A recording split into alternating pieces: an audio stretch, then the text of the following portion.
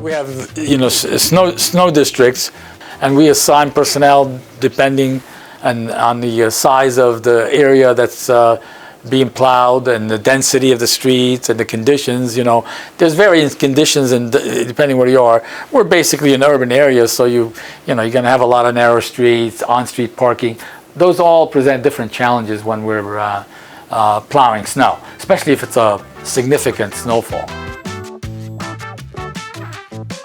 There's going to be consideration to declare snow emergency. Depends on what the forecasted snowfall is in terms of inches, and it also depends on whether or not we've had events leading up to it, and if it's been cold and not much melting occurred. How are things expected to be in the parking areas, especially at metered streets and what have you, or on a snow emergency route? And that's what's the main consideration, whether declare one or not, because when we declare one, then we are plowing the snow to the curb line, recovering the parking space. So I would evaluate that process. I would consult with the mayor and then make a recommendation whether we should declare one and what time we should declare the emergency for.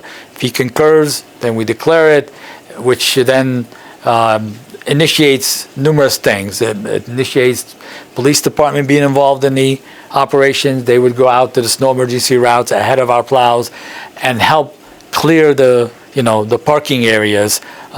We try to avoid having to tow people. So even though it's declared, and we give at least 4 hours before it takes effect so people can move their cars, we also make available, especially in the downtown areas, working with the parking authority, the parking decks for free, so people who are displaced.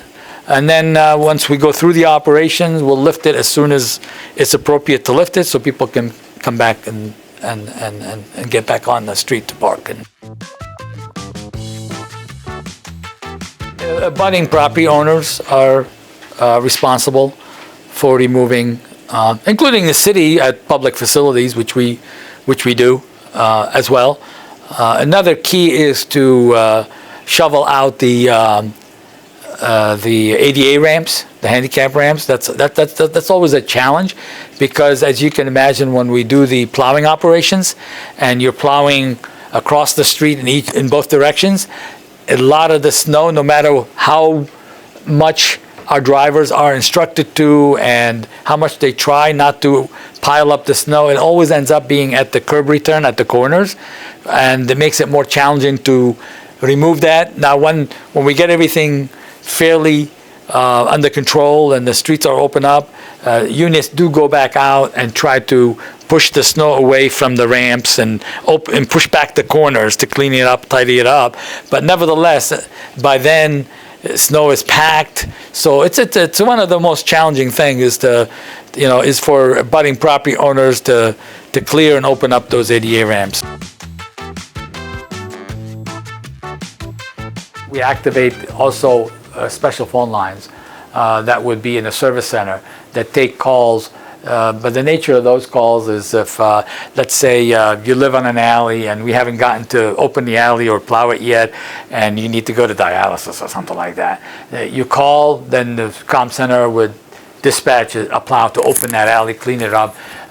We'll escort ambulances to, in responding to calls. If there's fires, we'll escort the truck if necessary, although they do pretty well in the snow. Or at the scene, we may plow or put salt down as they fight a fire, that sort of thing.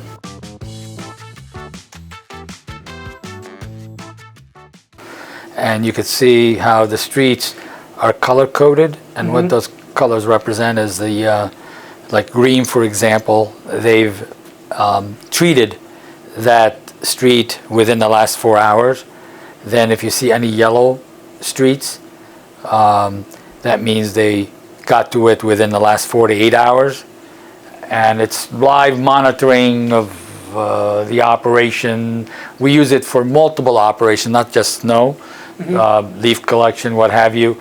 It also has other functions that tells us anything you want to know about the vehicles, what they've been doing, where they're traveling, how fast they're going, idling.